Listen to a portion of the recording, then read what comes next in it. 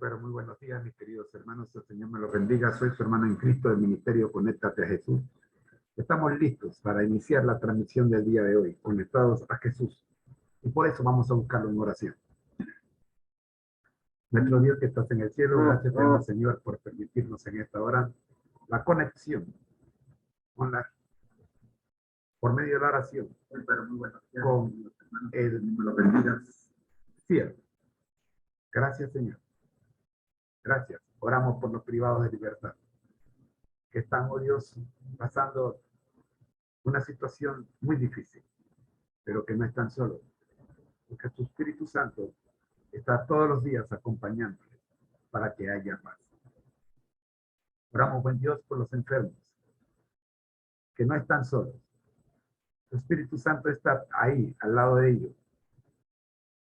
cuidándoles, protegiéndoles, dirigiendo las manos de los médicos. Oramos, buen Dios, por los hijos pródigos, que no saben en el peligro en el que están por haber escogido alejarse de casa. Pero que su Espíritu Santo está allí, acompañándoles, esperando que ellos tomen la decisión de regresar a casa a mostrarles el camino. Oramos por las ovejas perdidas. Amado Padre, no saben que están perdidas. Un día se alejaron del redil y para cuando levantaron la cabeza ya no veían, no sabían cómo regresar a casa. Oramos por las monedas perdidas. Oh amado Dios, esas son las más difíciles,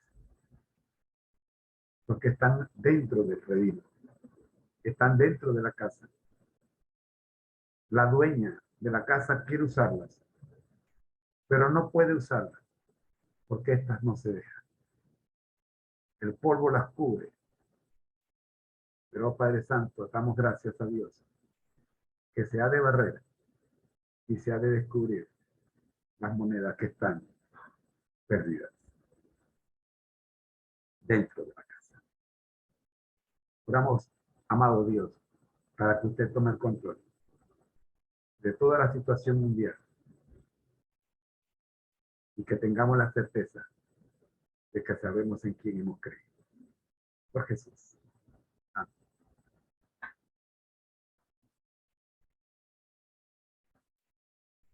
Los amigos que están en YouTube y en Facebook les decimos buenos días. El Señor les bendiga a todos. Estamos en la lección número 3 del cuarto trimestre en Marcha con Jesús, que es la cartilla para la escuela sabática para nuevos creyentes. Se la tiene allí, ahí está en pantalla. Y vamos hoy día con la misión de Jesús en el cumplimiento de la misión. El cumplimiento de la misión. Los evangelios presentan la gran comisión que Jesús delegó a sus discípulos. ¿Habrán cumplido sus discípulos con esta trascendental tarea que el Salvador les encomendó? En 2 ocasiones, algunas frases proferidas por quienes se les oponían demostraron el alcance de su éxito. La primera de ellas, Hechos capítulo 1, versículo 8, que es nuestra lectura de esta semana. Pero recibiréis poder cuando haya venido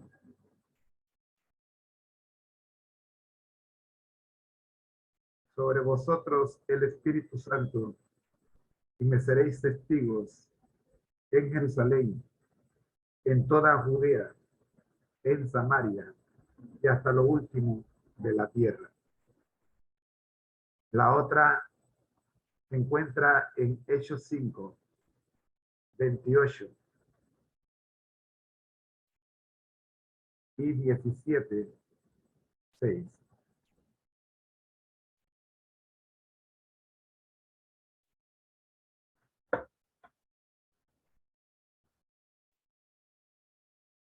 Hechos capítulo 5.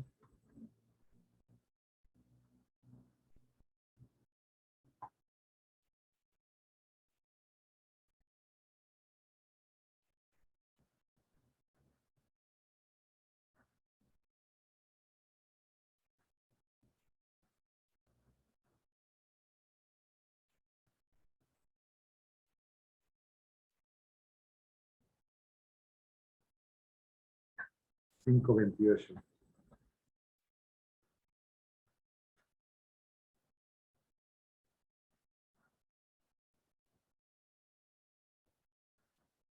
diciendo,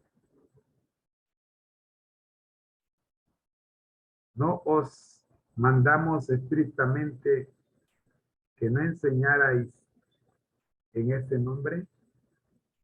Pero ahora habéis llenado Jerusalén de vuestra doctrina y queréis echar sobre nosotros la sangre de ese hombre.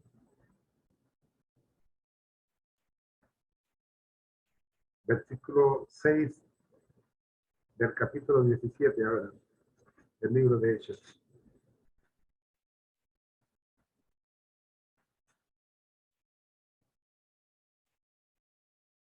Pero como no lo hallaron, trajeron a Jasón y a algunos hermanos ante las autoridades de la ciudad, gritando, estos que trastornan el mundo entero también han venido acá. Estos que trastornan el mundo entero. ¿Qué nos dicen esos pasajes respecto al compromiso que asumieron los discípulos de poner en práctica el mandato del Señor? Miremos la historia completa. Vamos a Hechos 5 primero.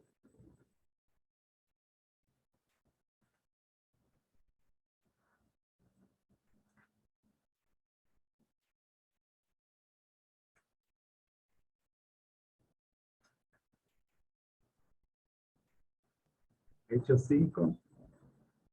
Miremos la historia completa. Pedro y Juan son perseguidos.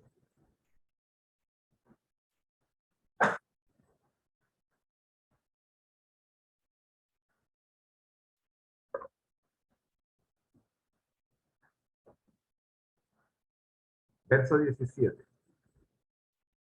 Entonces, levantándose el sumo sacerdote y todos los que estaban con él,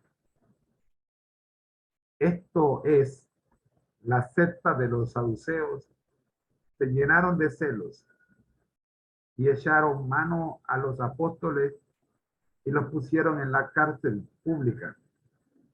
Pero un ángel del Señor, abriendo de noche las puertas de la cárcel y sacándolos, dijo, id y puestos en pie en el templo, anunciad al pueblo todas las palabras de esta vida. Habiendo oído esto, entraron de mañana en el templo y enseñaban. Entre tanto, vinieron el sumo sacerdote y los que estaban con él y convocaron al concilio y a todos los ancianos de los hijos de Israel y enviaron a la cárcel para que los trajeran. Pero cuando llegaron los guardias, no los hallaron en la cárcel. Entonces volvieron y dieron aviso diciendo, por cierto, la cárcel hemos hallado cerrada con toda seguridad y los guardas afuera de pie ante las puertas, pero cuando abrimos a nadie hallamos dentro. Cuando oyeron estas palabras, el sumo sacerdote y el jefe de la guardia del templo y los principales sacerdotes dudaban en qué vendría a parar aquello.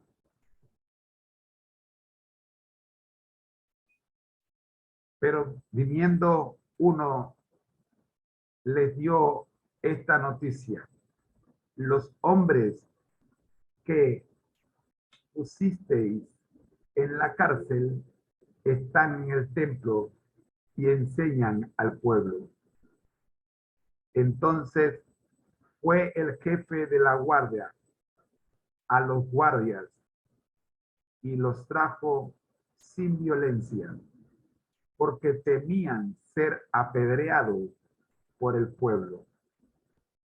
Cuando los trajeron, los presentaron en el concilio, y el sumo sacerdote les preguntó diciendo: ¿no os mandamos estrictamente que no enseñarais en este nombre?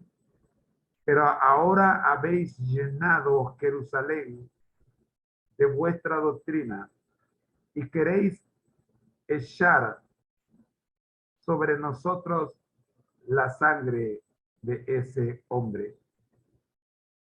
Respondiendo Pedro y los apóstoles dijeron: es necesario obedecer a Dios antes que a los hombres.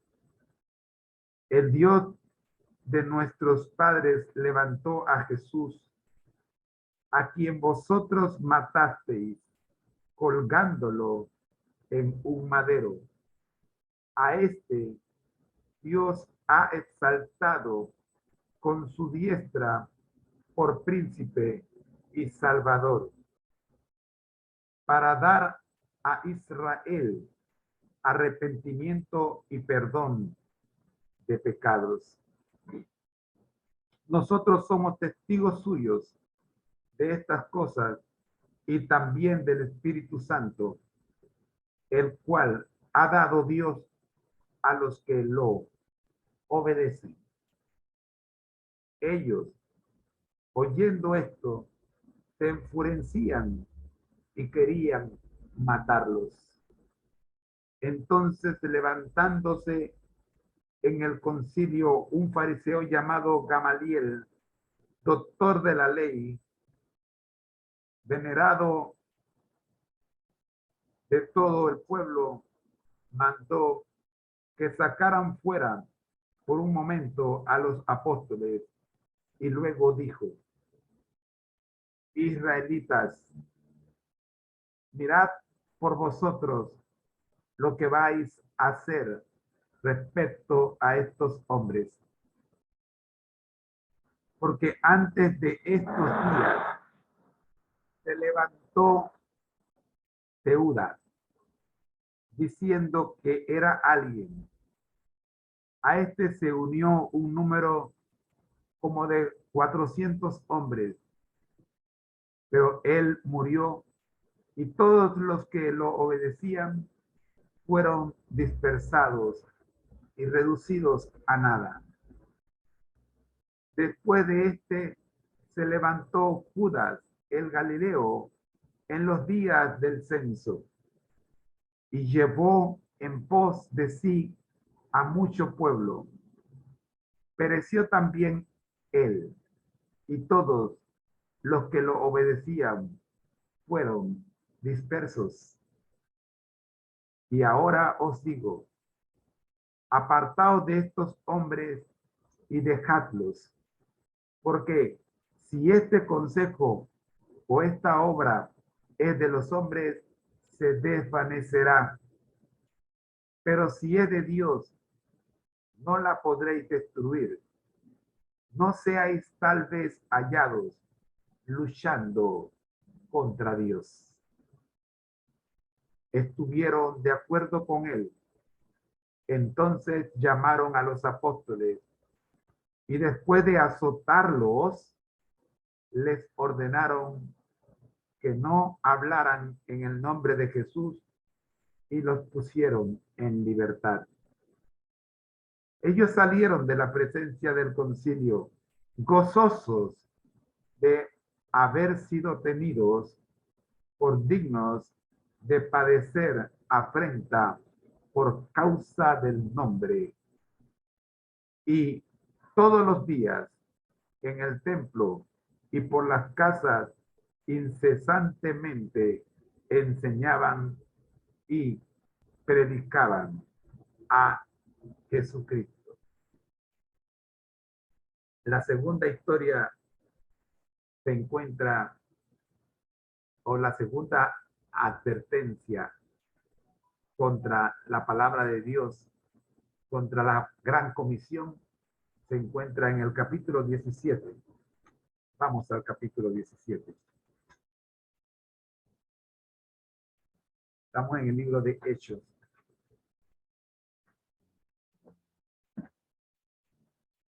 El alboroto en Tesalónica. Si te gustó la primera, esta te va a fascinar. Pasando por Anfípolis y Apolonia, llegaron a Tesalónica, donde había una sinagoga de los judíos. Perdón. Pablo, como acostumbraba, fue a ellos. Y por 3 sábados discutió con ellos, declarando y exponiendo por medio de las escrituras que era necesario que el Cristo padeciera y resucitara de los muertos. Y decía, Jesús, a quien yo os anuncio, es el Cristo. Algunos de ellos creyeron y se juntaron con Pablo y con Silas. Asimismo, un gran número de griegos piadosos y mujeres nobles, no pocas. Celosos entonces, los judíos que no creían tomaron consigo algunos ociosos hombres malos, con los que juntaron una turba y alborotaron la ciudad. Asaltaron la casa de Jetson Hudson, e intentaban sacarlos al pueblo, pero como no lo hallaron, trajeron a Hudson y a algunos hermanos ante las autoridades de la ciudad, gritando, estos que trastornan el mundo entero también han venido acá. Y Hudson los ha recibido. Todos ellos contravienen los decretos de César, diciendo que hay otro rey, Jesús. Al oír esto, el pueblo y las autoridades de la ciudad se alborotaron, pero después de obtener fianza de Hudson y de los demás, los soltaron. Inmediatamente los hermanos enviaron de noche a Pablo y a Silas hasta Berea. En cuanto llegaron, entraron en la sinagoga de los judíos. Estos eran más nobles que los que estaban en Tesalónica, pues recibieron la palabra con toda solicitud, escudriñando cada día las escrituras para ver si estas cosas eran así. Muchos de ellos creyeron, y de los griegos mujeres distinguidas, y no pocos hombres. Cuando los judíos de Tesalónica supieron también que también en Berea era anunciada la palabra de Dios por Pablo, fueron allá y también alborotaron a las multitudes. Entonces los hermanos hicieron que Pablo saliera inmediatamente en dirección al mar, pero Silas y Timoteo se quedaron allí. Los que se habían encargado de conducir a Pablo lo llevaron a Atenas, y habiendo recibido el encargo de Silas y de Timoteo, vinieran a él, de que Silas y Timoteo vinieran a él lo más pronto posible, salieron. Mientras Pablo los esperaba en Atenas, su espíritu se enardecía viendo la ciudad entregada a la idolatría. Así que discutía en la sinagoga con los judíos y piadosos, y en la plaza cada día con los que concurrían. Algunos filósofos de los epicúreos y de los estoicos discutían con él. Unos decían, ¿qué querrá decir este palabrero? Y otros, esto decían, y otros, parece que el predicador, parece que es predicador de nuevos dioses. Esto decían porque les predicaba el evangelio de Jesús y de la resurrección. Lo tomaron y lo trajeron al Areópago, diciendo, ¿podremos saber qué es esta nueva enseñanza de que hablas? Pues traes a nosotros, a nuestros oídos, cosas extrañas. Queremos, pues, saber qué quiere decir esto, porque todos los atenienses y los extranjeros residentes allí en ninguna otra cosa se interesaban, sino en decir o en oír al nuevo. Entonces, Pablo, puesto en pie en medio del Areópago, dijo, atenienses, en todo observo que sois muy religiosos, porque pasando y mirando vuestros santuarios, hallé también un par en el cual estaba esta inscripción, al Dios no conocido, al que vosotros adoráis, pues sin conocerlo es a quien yo os anuncio. El Dios que hizo el mundo y todas las cosas que en él hay, siendo Señor del cielo y de la tierra, no habita en templos hechos por manos humanas, ni es honrado por manos de hombre, como si necesitara de algo, pues Él es quien da a todos vida, aliento y todas las cosas. De una sangre ha hecho todo el linaje de los hombres, para que habiten sobre toda la faz de la tierra, y les ha prefijado el orden de los tiempos y los límites de su habitación, para que busquen a Dios, si en alguna manera palpando puedan hallarlo, aunque ciertamente no está lejos de cada uno de nosotros, porque en él vivimos, nos movemos y somos como algunos de vuestros propios poetas también han dicho, porque linaje suyo somos. Siendo pues linaje de Dios, no debemos pensar que la divinidad sea semejante a oro o plata o piedra, escultura de arte y de imaginación de hombres.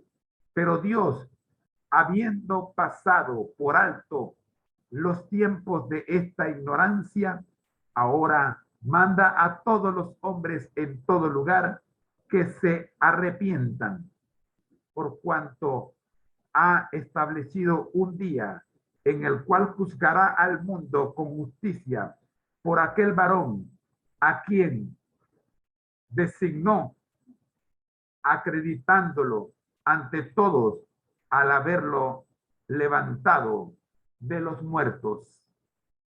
Pero cuando oyeron lo que la resurrección de los muertos, pero cuando oyeron lo de la resurrección de los muertos, unos se burlaban y otros decían, ya te oiremos acerca de esto otra vez. Entonces Pablo salió de en medio de ellos, pero algunos de los que se habían juntado creyeron, entre ellos Dionisio,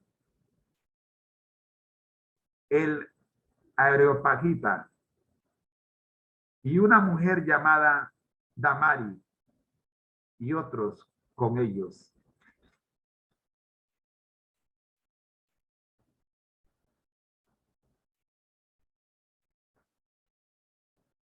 Si bien es cierto que los seguidores del Señor llevaron a cabo su labor, es bueno tengamos en cuenta esta declaración de Elena G. de White. Del libro El Evangelismo, capítulo 20, página 512. Los apóstoles no cumplían su misión por su propio poder, sino con el del Dios viviente.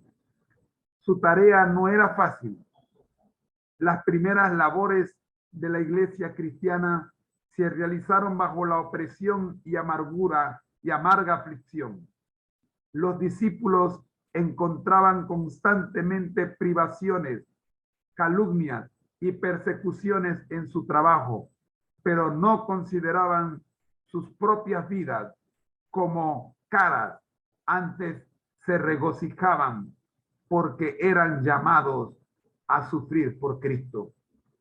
La irresolución, la indecisión y la debilidad de propósito no tenían lugar en sus esfuerzos. Estaban dispuestos a gastar y ser gastados. El sentido de la responsabilidad que descansaba sobre ellos purificaba y enriquecía sus vidas. Y la gracia del cielo se revelaba en las conquistas que lograron para Cristo. Con el poder de la omnipotencia, Dios obraba por intermedio de ellos para hacer triunfar el evangelio. ¿Cuál fue el mensaje central de los apóstoles después de la ascensión de Jesús al cielo? Te invito a leer Hechos 2, 22 al 24 y 38. Vas a ver lo que dice Pedro. Y en Hechos 17, 30 y 20 al 25, vas a continuar viendo lo que hizo Pablo. Mañana continuaremos con este interesante tema, el cumplimiento de la misión. Por hoy, nuestro tiempo ha terminado. Oremos. Gracias, Dios, por permitirnos en esta hora el testimonio de hombres valiosos en el que sufrieron y que triunfaron en el cumplimiento de la gran comisión, que sirve de ejemplo para los que ahora, Señor, tenemos esa misión. Oramos en el nombre del Padre, del Hijo y del Espíritu Santo, para que se haga realidad en nuestras vidas su voluntad. En Jesús. Amén. Recuerde que al que el Señor llama, capacita, y al que envía, acompaña. Les dejo ahora en compañía de mi querida esposa Rosita y la lección de escuela sabática regular. Para usted, amigo que ya tiene algunos años de estar caminando con el Señor, es la parte que sigue. Mis hermanos, gracias por acompañarnos y nos vemos dentro de una hora con la lección de hoy y el camino a Cristo. Bendiciones. Muy buenos días tengan todos. Qué felicidad estar nuevamente con ustedes en esta preciosa mañana de jueves. La semana se ha ido volando y le agradecemos al Señor que nos haya permitido ver la luz de un nuevo día. Realmente, después de la tormenta que pasamos ayer, con tantas inundaciones, tantos que quedaron anegados. Agradecemos al Señor porque a pesar de las inclemencias del tiempo, Él nos protege. No hubo pérdida humana hasta donde sabemos. Y el Señor ha sido maravilloso, misericordioso con cada uno de nosotros. Así que vamos a entrar en materia. Tenemos una lección interesante. Vamos a ver otras formas de ver algo que a la gente no le gusta hablar. Vamos a ver algunas formas que la... Espérate. ¿Tú me oyes? Sí. Me dice que el micrófono no está funcionando. ¿Qué te digo? En la computadora me acaba de decir que el micrófono... ¿Está oyendo? ¿Ah, sí? ¿Y por qué me dice eso?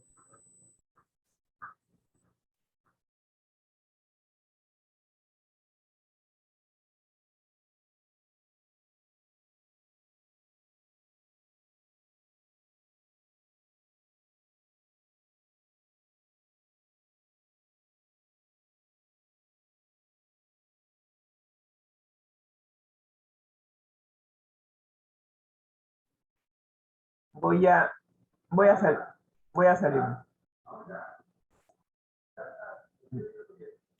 No, me dice que el micrófono no está.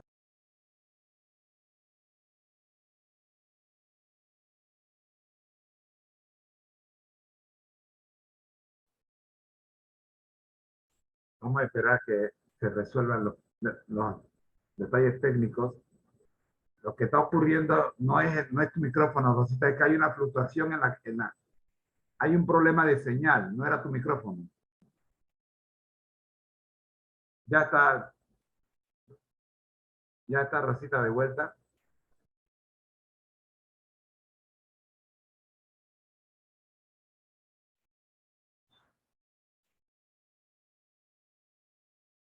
Ahora sí. Perfecto. Qué manera. El sistema tiene tendencia a hacerme este tipo de situaciones. Pero muy buenos días tengan todos. De todas maneras, le agradecemos al Señor que nos haya dado la oportunidad de estar aquí nuevamente y vamos a compartir pantalla porque tenemos una lección interesante, como siempre la hemos tenido, y vamos a pedirle al Espíritu Santo que nos dirija, que abra nuestro entendimiento, que podamos comprender las verdades que aparecen en su palabra. Es importante aprender y aceptar la verdad tal cual el Señor quiere que la conozcamos.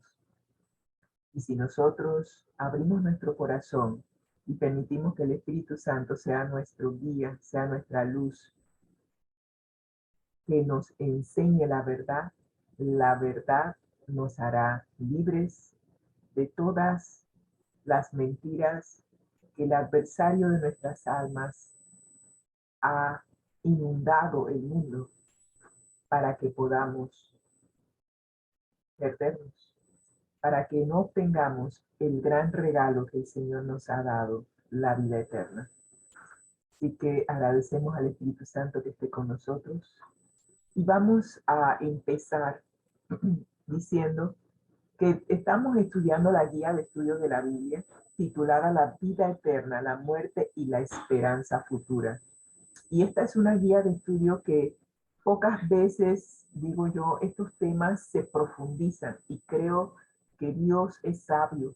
Sabía que en este periodo de tiempo que nos tocaría estudiar esto y le recordamos o le decimos a nuestros suscriptores que estas guías de estudio se preparan con 5 años de anticipación.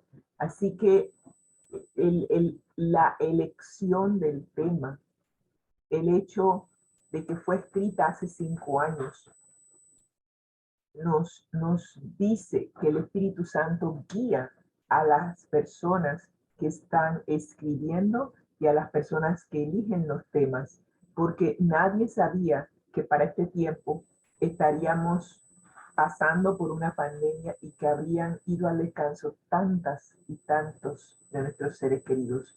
Así que es impresionante ver cómo el Espíritu Santo preparó este tema hace 5 años para que justamente en este periodo de tiempo en donde muchos todavía están sufriendo por la pérdida de un ser querido, puedan conocer cuál es el estado de ese ser querido, a dónde está, eh, eh, está consciente, está viéndome, está en el cielo, a dónde está y qué pasa después de la muerte. Así que la guía de estudio es importante que la comprendamos. Sabemos que Dios nos ha dado vida eterna. Es algo que Jesús nos ofrece a cambio de Él tomar de nosotros nuestra sentencia de muerte. Pero esa transacción, ese intercambio, debe ser una decisión personal, una decisión individual. Es cierto, Él le ofrece la vida eterna a todos los seres que ha creado, pero usted tiene que aceptar ese regalo. Es como que si yo le diera una libreta de ahorros con $1.000.000, si yo se la estoy dando y usted no la acepta, a pesar de que esa libreta está a su nombre y que el dinero ha sido depositado y está allí para usted, si usted no acepta la tarjeta de ahorros, pues el dinero queda allí y está allí, pero usted no la quiere aceptar. Lo mismo es con la vida eterna. Jesús tomó nuestro lugar, murió por nosotros, en nuestro lugar murió la segunda muerte. La primera muerte no la podemos evitar, pero sí podemos evitar la segunda. Y para aquellos que de repente quedaron, oh, ¿cuántas muertes hay? Hay dos. Bueno, hay tres. Hay tres. Y eso lo vimos hace unos días. La primera muerte es la inevitable, la consecuencia de ser pecadores. Toda alma que peca morirá. Y hacia eso vamos a medida que vamos envejeciendo. Sin embargo, esa primera muerte, pues aún los que creen en Cristo y creen en esta promesa de la vida eterna, esa muerte no la podemos evitar, pero la que sí podemos evitar es la segunda muerte, aquella en donde la persona mientras que estuvo en vida decidió que no quería hacer ese intercambio con Jesús, no quería aceptar el don de la vida eterna y prefirió seguir con su sentencia de muerte. Esa es la muerte segunda, es aquella en donde si tú te separas de aquel que te está dando la vida eterna, pues no queda de otra. Seguirás con tu sentencia de muerte y se ejecutará al final. Así que lamentablemente esas personas pasarán por 3 fases. Pasarán por la primera muerte, que es inevitable. En la segunda, resucitarán para ver la gloria de Dios, para admitir que se equivocaron, pero ellos en ese momento tampoco se arrepienten, ya no habrá momento, no habrá ocasión ya para arrepentirse. Y pasarán por entonces la tercera muerte como que si jamás hubiesen existido, serán cremados y esa será la tercera muerte. Así que el Señor quiere evitarnos eso, Él nos ama, no desea la muerte de ninguno de nosotros. Desea que todos aceptemos la vida eterna, pero como tenemos libre albedrío, Él no puede obligarnos a aceptar el regalo que nos da. Simplemente nos ofrece. Aquí está la vida y aquí está la muerte. Escoge pues la vida para que entres en el gozo de nuestro Padre Celestial. Él se gozará en vernos entrar por la patria celestial, hacia el lugar que Jesús va a preparar para cada uno de nosotros. No tenemos por qué elegir la muerte. Escojamos la vida, Esa es nuestra esperanza futura, es una promesa que Dios nos ha dado y todas sus promesas son fieles y verdaderas. Y de eso se trata, a grosso modo, la guía de estudio de la Biblia. Y está acompañada por las notas de Elena, una escritora americana que fue iluminada por Dios para tratar conceptos bíblicos a profundidad. Así que vamos a ver las notas de ella con relación al tema que nos atañe para esta semana. Y el versículo para memorizar en esta semana es Génesis 2:7, recordando una ecuación importante en cuanto a qué es la vida. Si usted sabe lo que es la vida, entonces podrá aceptar lo que la Biblia dice acerca de la muerte, porque la Biblia dice que es vida y dice que es muerte. La vida consiste en esta importante ecuación que el Señor nos ha dado en Génesis 2:7. Entonces Jehová Dios formó al hombre, aquí está, lo formó del polvo de la tierra o del barro de la tierra. Pero el hombre simplemente era un muñeco de cera, estaba allí inerte. Y cuando se le añade un elemento esencial, es el elemento esencial para la vida, el soplo. Jesús sopló en su nariz aliento de vida. Y al soplar ese aliento de vida, entonces el hombre llegó a ser un ser viviente o un alma viviente. Así que para que haya vida es necesario tener un cuerpo físico más el soplo de vida, y eso nos convierte en seres vivientes o almas vivientes. Y lo contrario también es igual. Si usted como ser viviente se le quita el soplo de vida, porque el soplo de vida regresa a Dios, entonces su cuerpo inerte regresa al polvo de donde vino. Ecuaciones simples que si usted las tiene claras, no habrá ningún problema. Usted no será engañado por la cantidad de teorías y de especulaciones que hay acerca de la vida y de la muerte. Muy bien. Así que esta semana estamos comprendiendo la naturaleza humana y es necesario que nosotros podamos comprender las verdades que aparecen en la Biblia en cuanto a nuestra naturaleza humana y también en cuanto a la muerte. Es muy importante que abramos nuestro entendimiento y podamos ser receptivos a lo que es la muerte, en qué consiste. Así que hoy vamos a ver otros términos, no, otras maneras de expresar la muerte, cómo la Biblia define la muerte o de qué otras maneras, qué otras expresiones idiomáticas, esa es la palabra que quería, qué otras expresiones idiomáticas utiliza la Biblia para expresar la muerte. Y vamos a ver algunos versículos que nos van a hablar de eso.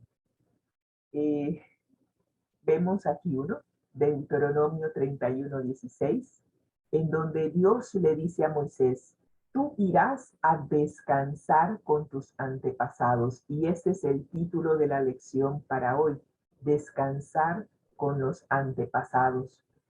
Y Moisés recibió esto directamente de Dios. Le dijo Dios, tú irás a descansar con tus antepasados y muy pronto esta gente me será infiel con los dioses extraños del territorio al que van a entrar, me rechazarán y quebrantarán el pacto que hice con ellos.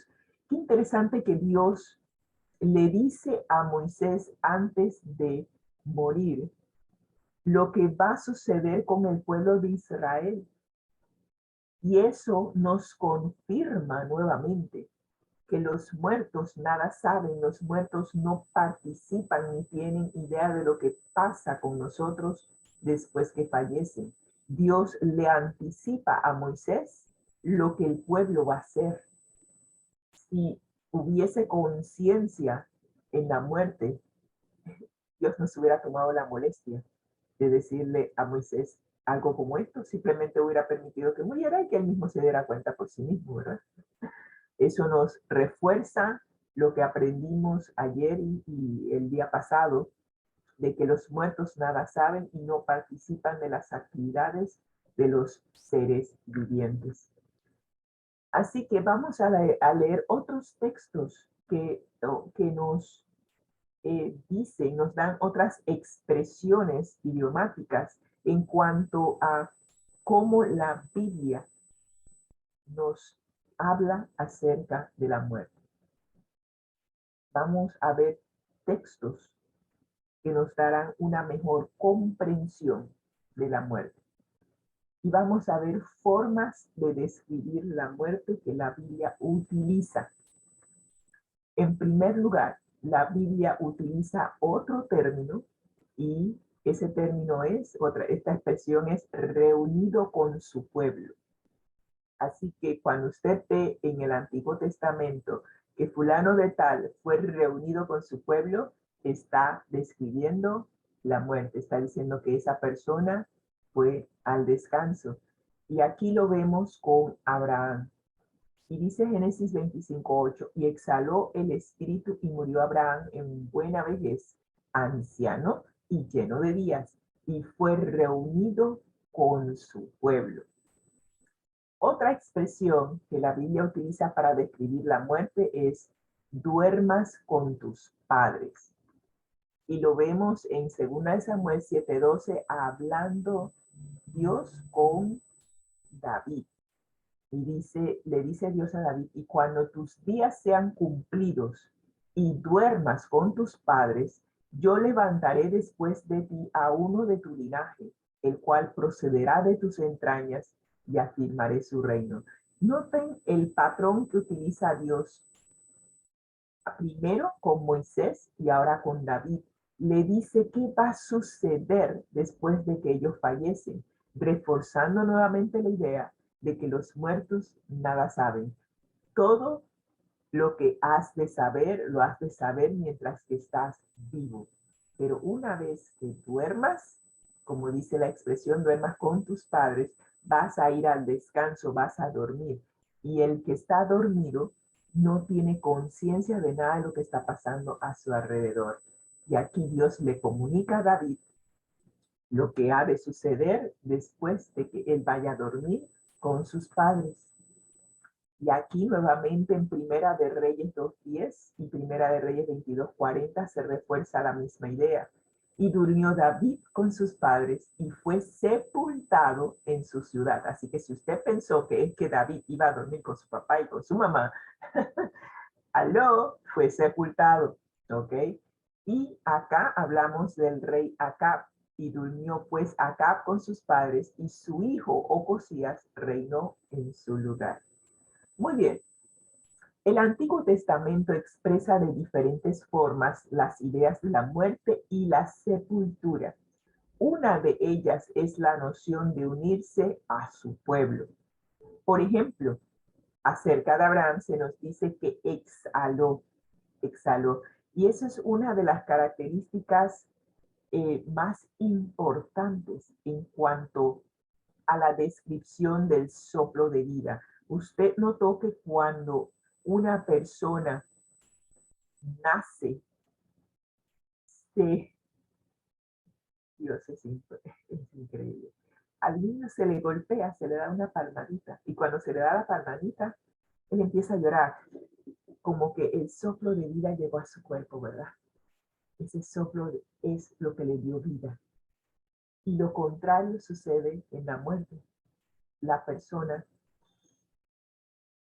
inhala y luego exhala el aliento de vida. Y ese aliento de vida simplemente es como quien dice, el aire desapareció y la persona muere, queda el cuerpo inerte.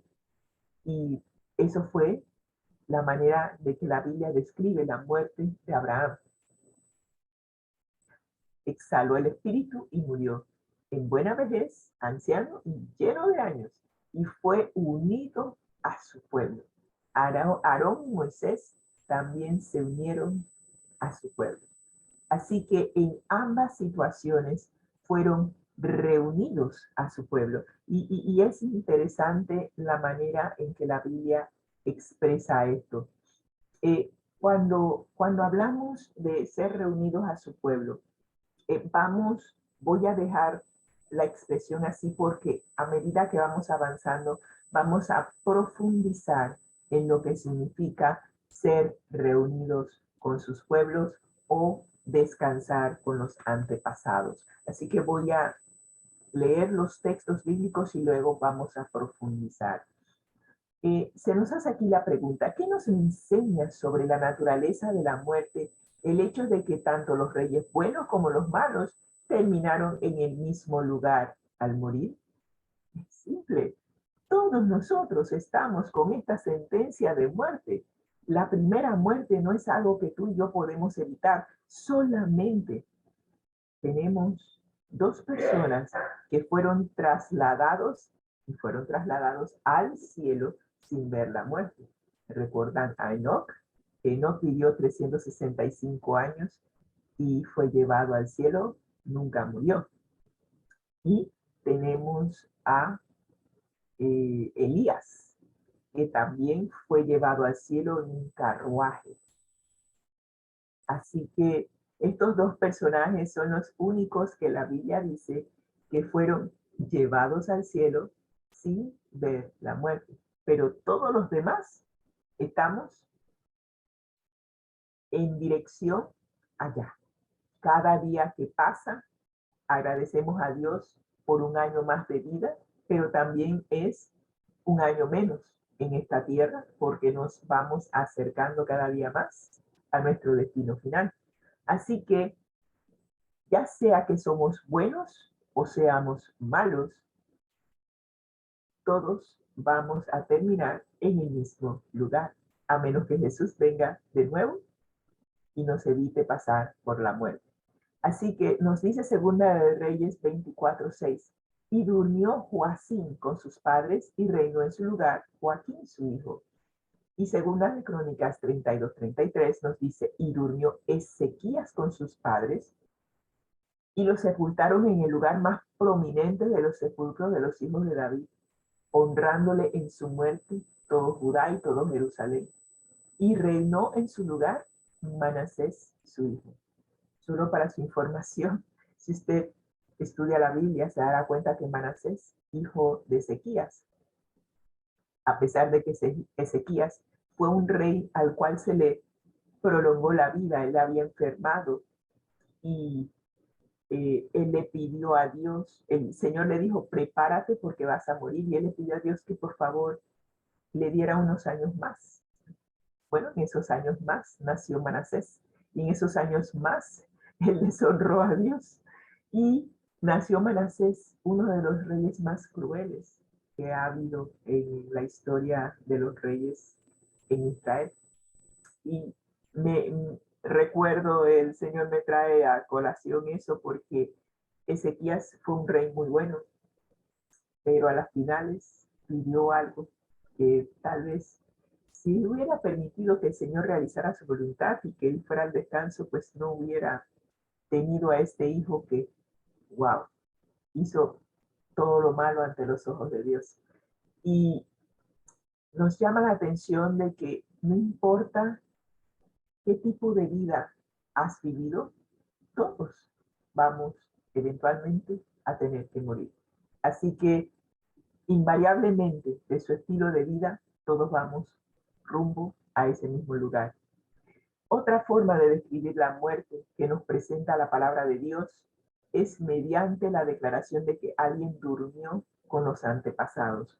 Hasta aquí habíamos visto que, bueno, sí, aquí vimos durmió, aquí fueron reunidos con los antepasados. Hasta aquí habíamos visto que fueron reunidos con los antepasados o se unieron a su pueblo.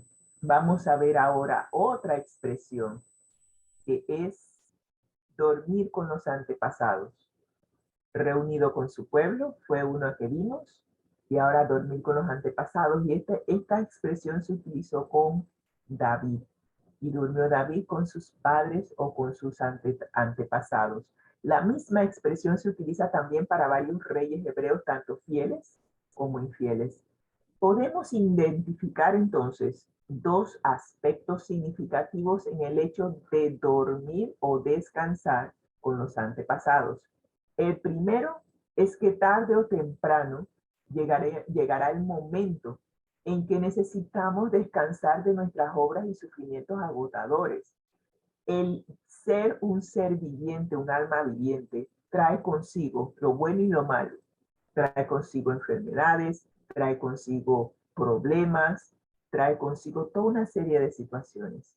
Cuando una persona pasa al descanso, justamente pasa a la muerte, descansa de toda esta actividad, descansa de todas sus obras, descansa de sus preocupaciones.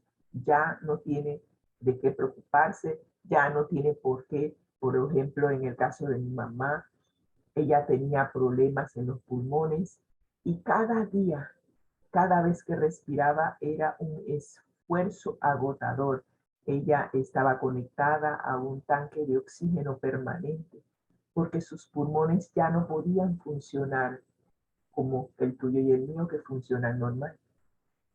Así que cuando mi mamá estaba por fallecer, a ella la conectaron a un tanque de oxígeno inmenso que le levantaba el pecho cada vez que respiraba y volvía y exhalaba. Y era para nosotros verla en esa situación era angustiante. Y ella simplemente quería descansar. Quería ya no tener que estar conectada a aparatos, no tener que estar con beneficios. Ella simplemente, ella sabía lo que significaba la muerte y simplemente quería descansar. Y me decía, hija, esto no es vida. Déjame ir, déjame descansar. Y recuerdo que la primera vez que me pidió eso, le dije, mami, no estoy lista para dejarte ir. Haré lo humanamente posible para darte la mejor calidad de vida. Y ella me miró y bajó la cabeza como quisiera que mi hija entendiera que esto no es vida. Necesito descansar. Pero el Señor en su infinito amor y misericordia me preparó para aceptar su voluntad y aceptar que mi mamá finalmente fuera al descanso. Y recuerdo la última vez que la vi conectada a ese aparato, a ese respirador. Le dije, mami, aquí estoy. No te preocupes por papi, yo me hago cargo. No te preocupes por nada. Estamos bien. Y ella me sonrió porque sabía que ya estaba lista para dejarla ir. Y me dio esta gran sonrisa que es el recuerdo, el último recuerdo que tengo de ella. Dejamos el hospital y para cuando llegamos a casa, sonó el teléfono para avisarnos que mi mamá ya había pasado al descanso.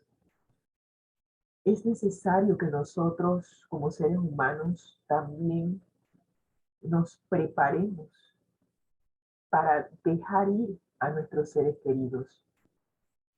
Ellos, si están enfermos, necesitan pasar al descanso. Para ellos es un esfuerzo tratar de aferrarse a la vida. Es un esfuerzo y muchas veces doloroso seguir viviendo. Están sufriendo, pero se aferran a la vida en algunos casos porque no saben qué hay después de la muerte. Y es importante que cada uno de nosotros, mientras que esté vivo, mientras que esté saludable, aprenda qué significa la muerte. Aprenda que la muerte es simplemente acostarse a dormir. Permitir que el cuerpo regrese a la tierra y que el aliento de vida regrese a Dios que lo dio. Descansaremos hasta que Jesús venga por segunda vez y nos despierte, vuelva a soplar en nosotros aliento de vida.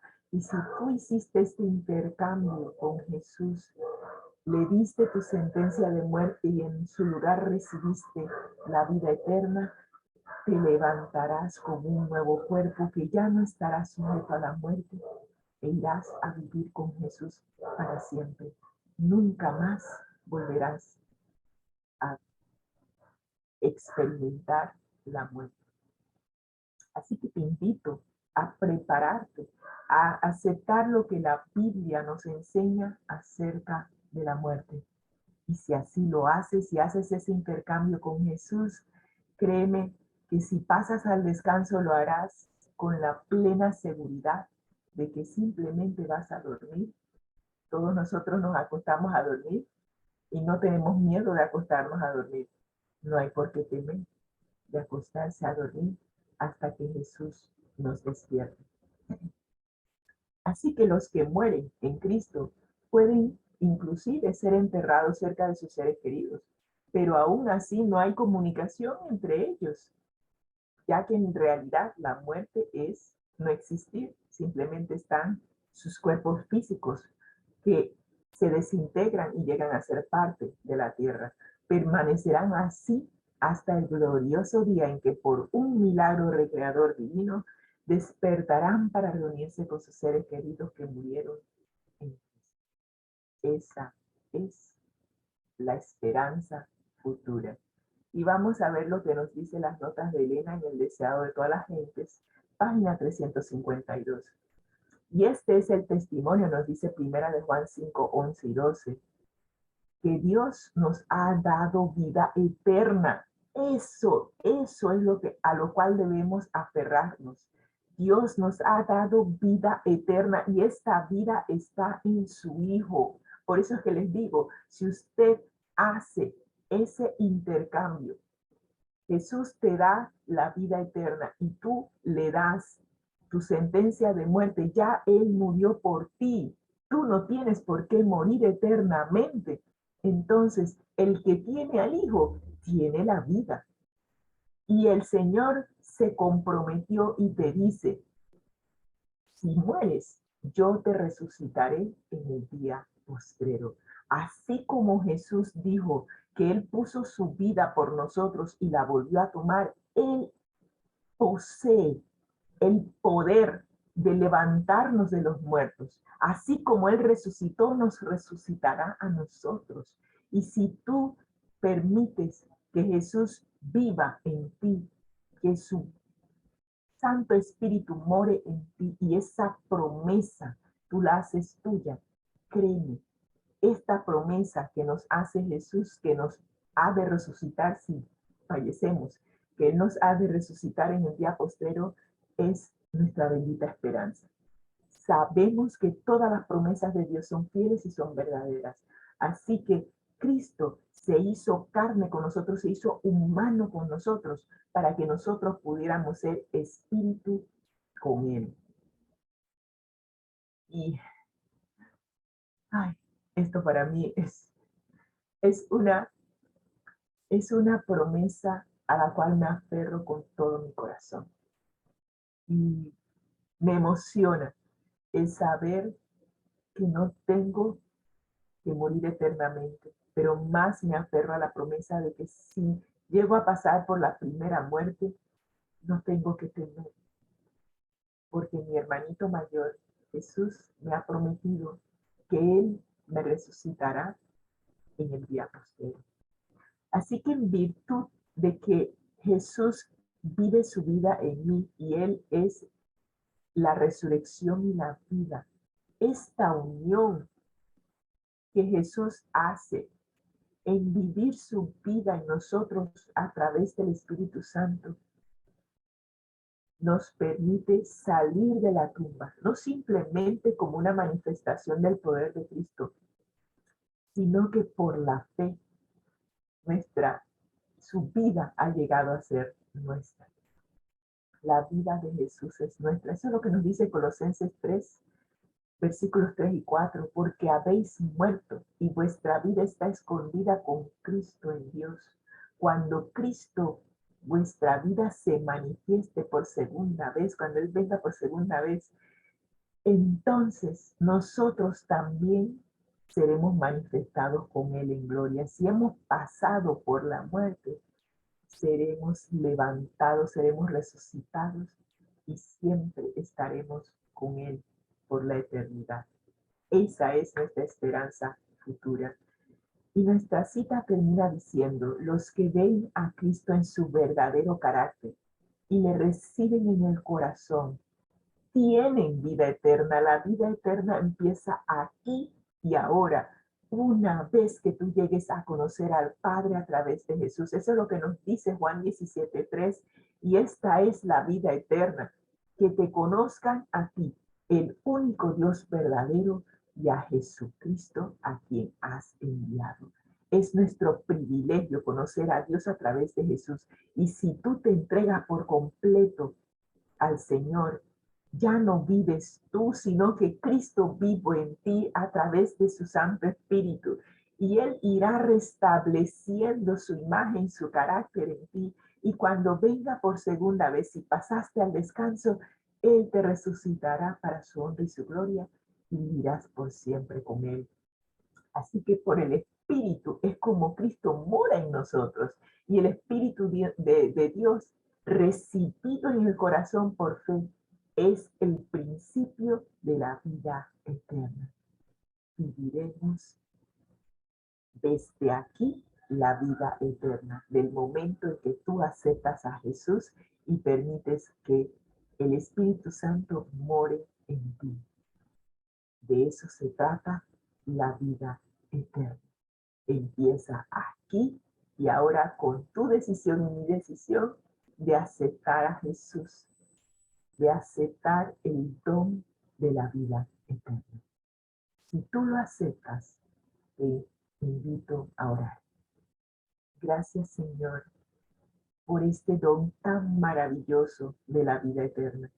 Gracias por haber tomado nuestra sentencia de muerte.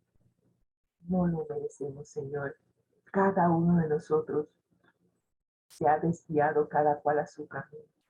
Pero aún siendo pecadores, tú viniste y moriste por nosotros, tomaste nuestra sentencia de muerte y ahora nos invitas a aceptar que tú moriste por nosotros y que aceptemos la vida eterna que nos das. Y cada uno de nosotros hoy pueda tomar esa decisión y renovar esa decisión todos los días, permitiendo que el Espíritu Santo more en cada uno de nosotros.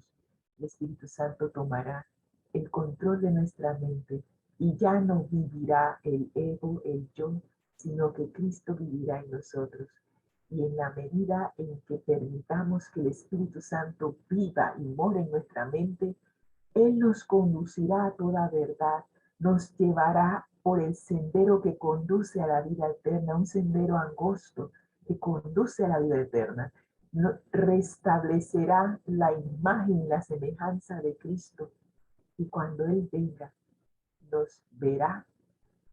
Y cuando nos vea, es como que si se mirara al espejo, porque su carácter se verá reflejado en cada uno de nosotros.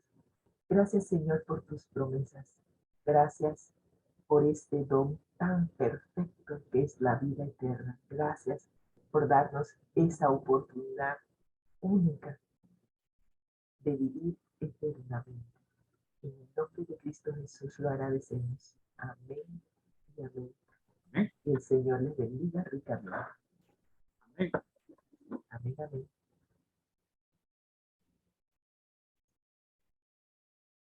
Pero muy buenos días, mis queridos hermanos. Le damos gracias a Dios y gracias también a Rosita por la magistral interpretación. Es un talento, esto es un talento, porque la manera en que se presenta la escuela sabática por parte de Rosita me hace pensar de lo fácil que parece entender la lección de escuela sabática, pero no, mi hermano, no es tan fácil. Rosita, a mí me consta que le dedica horas preparando estas lecciones y esto es un talento. La Damos honra y gloria gracias, sea para Dios siempre. damos gracias a Dios, Sí, porque tenemos de Dios esa disposición de ponernos en sus manos amén. para que Él haga lo que tiene que hacer. Amén, amén. La honra y gloria sea siempre para Dios, porque sin el Espíritu Santo, créanme que no se puede hacer nada. Gracias, Rosy. Gracias, Señor. Vamos a orar para que el Espíritu Santo nos conduzca en esta última parte que nos corresponde, a la cual le vamos a dedicar los próximos minutos. Oramos.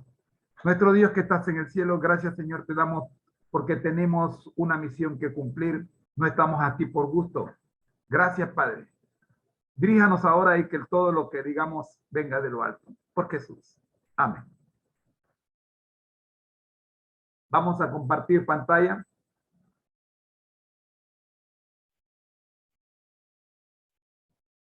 Estamos estudiando capítulo 3 de el curso El Camino a Cristo. Y nos encontramos hoy con la tercera pregunta. Pero antes miremos el resumen 2.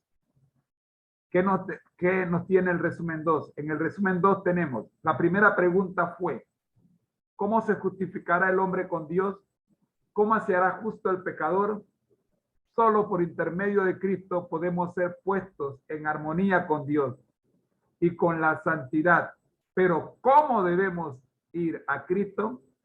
Y eso nos llevó a la segunda pregunta. ¿Qué hizo que el Espíritu Santo obrara en David? ¿Y qué me falta para ser conforme al corazón de Dios? Y esto nos lleva a la tercera pregunta. ¿Cómo se justificó David con Dios? ¿Cómo se hizo justo David al grado de ser conforme al corazón de Dios? Y hoy vamos a ver la primera parte de esta respuesta, de esta pregunta. La respuesta, el arrepentimiento de David. Ocurrieron dos cosas. Primero, reconoció su pecado y se alejó del mismo. Y segundo, aceptó las consecuencias de su error hasta su muerte en victoria. Hoy vamos a ver la primera parte. Reconoció su pecado y se alejó del mismo. Y mañana estaremos viendo, aceptó las consecuencias de su error y hasta su muerte en victoria. Primero, David reconoce su pecado. Natán fijó los ojos en el rey y luego, alzando la mano derecha, le declaró solemnemente, tú eres aquel hombre. ¿Por qué pues? Continuó, tuviste en poco la palabra de Jehová, haciendo lo malo delante de sus ojos. Para ubicar a aquellos que están llegando hoy, David recibe la visita del profeta Natán. Luego de que el Señor mandó a Natán en una misión de alto riesgo. David había cometido una serie de pecados que ya el pueblo los conocía, todo el mundo los conocía. Se murmuraba por todas las esquinas de su reinado que el rey estaba fuera de orden. David le había robado la esposa a Urías, uno de sus comandantes, y para encubrir su pecado, intentó que Urías durmiera con su mujer, pero Urías no quiso hacerlo porque estaban en guerra y él era un general, él no podía dejar a su ejército. Y mientras su ejército enfrentaba al enemigo, él venía a dormir con su mujer. El plan de David tenía una parte B. David manda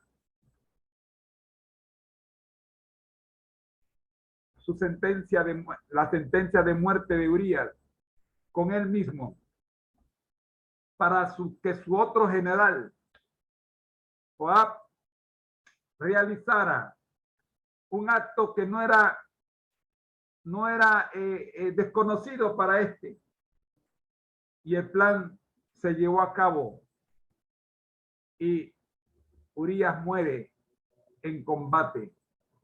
Ante esto, David pensó que todo estaba bien, pero la noticia de lo que había hecho David se regó y se murmuraba por todas partes. Dios habla al profeta. El profeta visita al rey, arriesgando su vida porque encarar a un rey en aquellos tiempos, los reyes estaban por encima de la ley, pero eso era la costumbre de los reyes paganos. Pero el problema era que David no era un rey pagano, era el rey del pueblo de Dios. Mis queridos hermanos, aquí hay una lección extraordinaria. Usted y yo no pertenecemos al mundo. Aun cuando estamos en el mundo, pertenecemos al pueblo de Dios y nos regimos por las leyes de Dios y no por las leyes y costumbres del mundo. David se olvidó de eso. Y a eso fue Natán a recordarle. Pero también era costumbre en aquellos días que aquel que se atrevía a marcarle su pecado, sus errores o supuestos errores al rey, era digno de muerte. Y Natán no desconocía esto. Pero Natán, como ya leímos en el libro de Hechos, el capítulo 17, es menester obedecer a Dios antes que a los hombres. Natán sabía esto, que él tenía que obedecer a Dios. Y le narra una historia al rey de una que tenía que ver con una ovejita que tenía un vecino pobre de un rey muy rico que había recibido un visitante y que este rey muy rico, sin avisarle siquiera al vecino pobre, que tenía una sola corderita, le roba la corderita a su vecino pobre, la sacrifica para complacer a su visitante cuando él tenía en demasía corderitas que bien pudo haber tomado una de las suyas. Cuando se le pregunta a David, ¿qué se puede hacer con este hombre rico? David bota la expresión que fue su propia condena. Al tal hay que matarlo y que devuelva 4 veces la cordera robada. Ante eso, el profeta de Dios, Natán, fija sus ojos en el rey. Recuerden, con el riesgo de ser ejecutado por el rey por lo que le va a decir, pero sin temor le dice, alzando la mano derecha, tú eres aquel hombre. ¿Por qué, pues? Continuó, tuviste en poco la palabra de Jehová, haciendo lo malo delante de sus ojos. Con solo esta expresión era suficiente para que Natán fuera mandado a la horca. Sin embargo,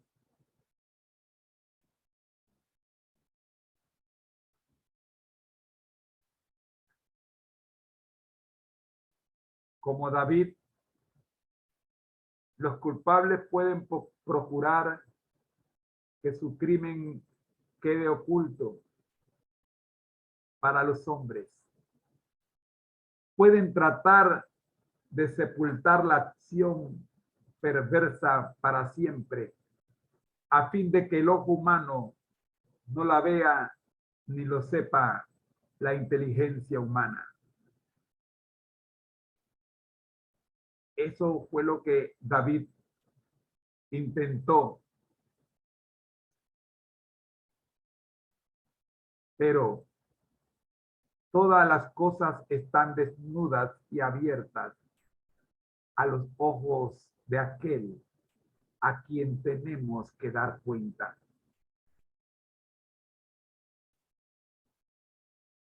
Pueden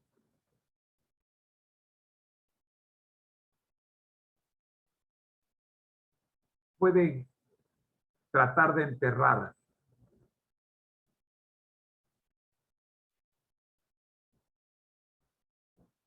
sus hechos.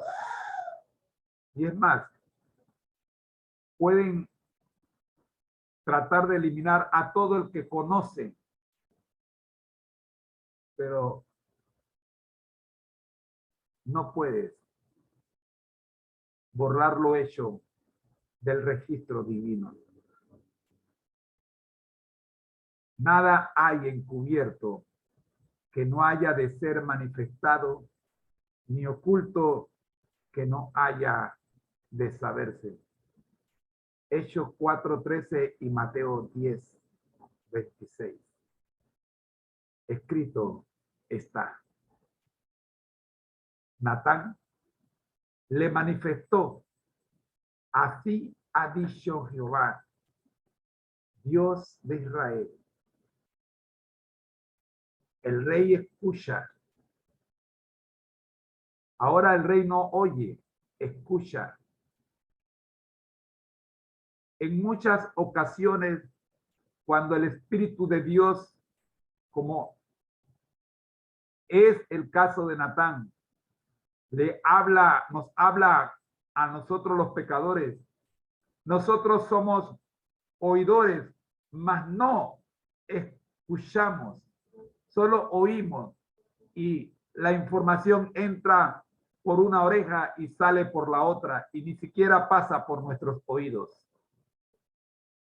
Nuestra mente se cierra. No fue el caso de David.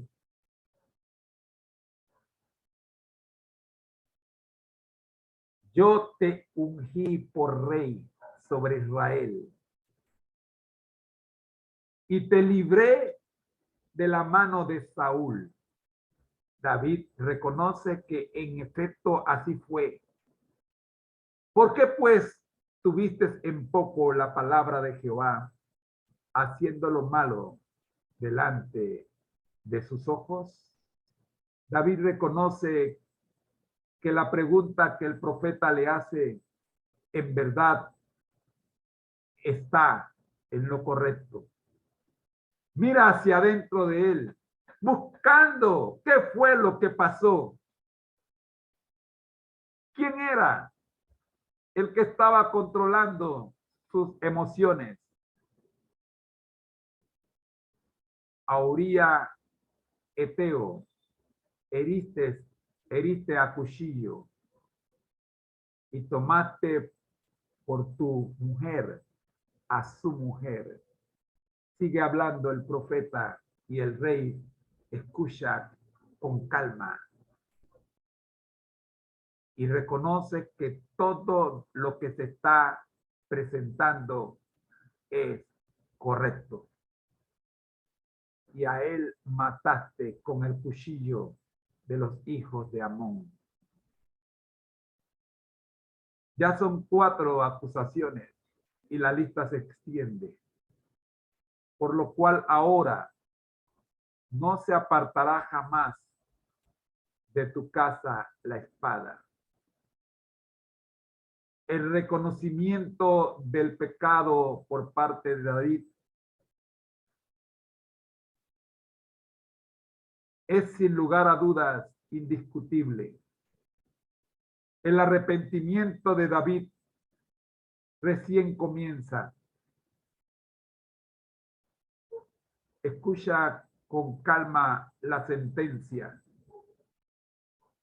En el juicio que Dios está ejecutando delante de sus ojos, y él se encuentra en el banco de los acusados. Reconoce que cuando pecó contra Urías y su esposa, lo hizo contra Dios mismo. Y ahora tiene que quedarte tranquilo mientras escucha con calma toda la sentencia. He aquí, yo levantaré sobre ti el mal de tu misma casa y tomaré tus mujeres delante de tus ojos y las daré a tu prójimo. David había tomado la mujer que no era de él. Le había quitado la mujer a Urías. Ahora a él se le pagaría con la misma espada con la que él pagó, la espada de los amoecitas, pero ahora era la espada divina. Porque tú lo hiciste en secreto, o pensó que estaba en secreto. Mas yo haré esto delante de todo Israel y delante del sol. El profeta le dice, Jehová hará pública tu condenación. De ti se sabrá de aquí hasta la eternidad. Tu pecado, tú pensaste que era en secreto, David. Pero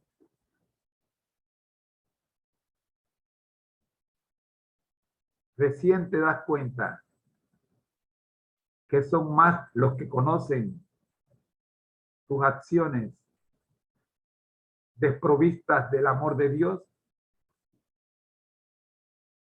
que lo que tú pensabas. El reproche del profeta conmovió a David. En esta primera parte estamos presentando el reconocimiento de David de su pecado. Y queremos hacerlo para que usted y yo aprendamos que no podemos experimentar el arrepentimiento a menos que reconozcamos que hemos pecado. El reproche del profeta conmovió el corazón de David. Se despertó su conciencia y su culpa le apareció en toda su enormidad. Miró hacia adentro. Buscó. ¿Qué hice? ¿Qué fue? ¿Por qué? Su alma se postró en penitencia ante Dios. Con labios temblorosos exclamó, pequé contra Jehová. La experiencia de David delante del hombre de Dios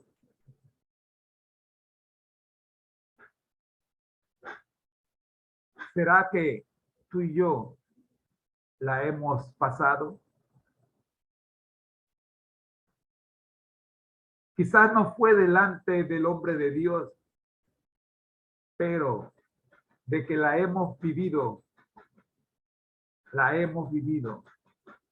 Hemos dicho, pequé en contra de Jehová Dios.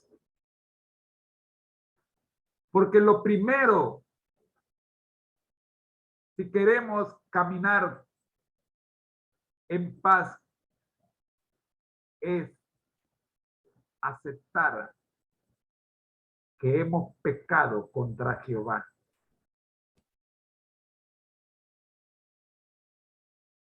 La naturaleza del arrepentimiento comienza con este primer paso. Pequé contra Jehová. Recuerda esta oración de confesión. Pequé contra Jehová. No fue contra la mujer de tu vecino. No fue contra tu vecino. Fue contra Jehová que pecaste. Pequé contra Jehová. Tu oración debe partir de aquí. Tu arrepentimiento debe partir de este hecho para que Primera de Juan 1:9 tenga acción y tus pecados sean limpiados de todo tu corazón.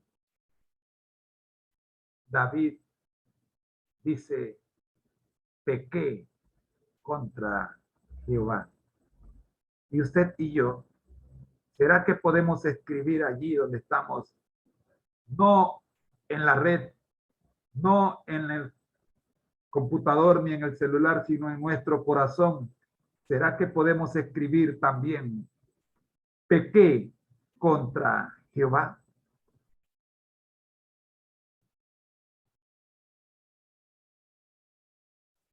Todo daño o agravio que se haga a otros se extiende del perjudicado a Dios. David había cometido un grave pecado contra Urías y Betsabé y se daba cuenta perfecta de su gran transgresión. Pero mucho más grave era su pecado contra Dios. Aquel robo no fue contra Urías, le robó a Jehová. Aquello que estás haciendo contra tu hermano, no es contra tu hermano que lo estás haciendo. Estás haciéndolo contra Jehová.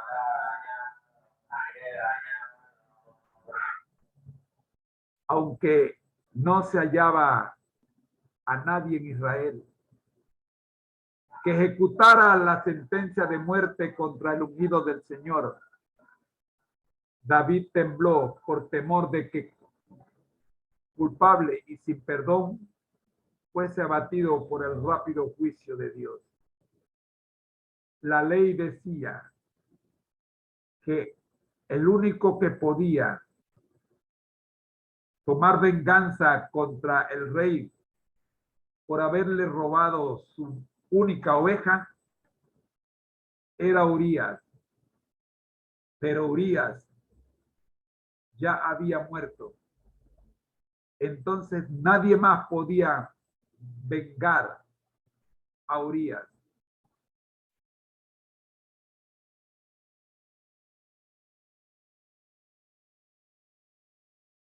Pero como el pecado de David no fue contra Urías y Betsabé, sino contra Dios mismo, tendría que responder por su pecado, porque a Dios no lo podía eliminar del mapa. Y eso David lo sabía.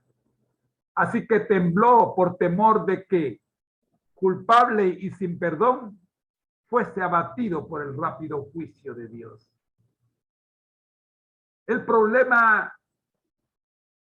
de nosotros es que nos hace falta lo que a David le sobraba: temor reverente. reverencia al Dios Altísimo. David sabía que Dios era Rey de reyes y Señor de señores. Y que aunque él fuese rey, él era una minúscula cosa ante el poderío del Rey de reyes y Señor de señores. Si bien era apenas el rey de un pueblo, por encima de él estaba uno que era rey del universo y que a él tenía que responder. David amaba a Dios y por eso le honraba y sabía que sus actos lo habían deshonrado.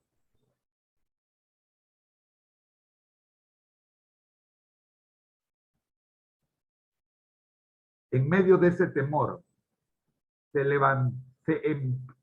le envió por medio del profeta este mensaje. David acepta las consecuencias de su pecado al escuchar el mensaje. Mañana estudiaremos cómo David acepta las consecuencias de su pecado. Por hoy hemos terminado. Oremos. Nuestro Dios que estás en el cielo, ayúdanos, oh Dios, a reconocer que hemos pecado para que nuestro arrepentimiento alcance más allá del techo de la habitación donde lo hemos expresado. Que podamos reconocer, como dijo Pablo, que tanto el arrepentimiento como el perdón no salen del hombre, sino descienden del cielo al hombre. Gracias, Dios. Oramos en el nombre del Padre, del Hijo y del Espíritu Santo. Amén. Mis queridos hermanos, que el Señor les bendiga. No se olviden que el que al Señor llama, capacita. Al que envía, acompaña. Siempre gozosos, conectados a Jesús a través de la Biblia. Todos juntos, rumbo al cielo. Amén. El Señor me los bendiga a todos. Ha sido una presentación del Ministerio Conéctate a Jesús, hoy con las voces de sus hermanos José y Rosita Moreno. Bendiciones. Oh, mejor al revés, Rosita y José Moreno. Bendiciones. El Señor sea con ustedes. Nos vemos mañana desde las 6:30 de la mañana con nuestra transmisión. Una invitación especial para que estén con nosotros. Dios los bendiga hoy, mañana y siempre. Bendiciones.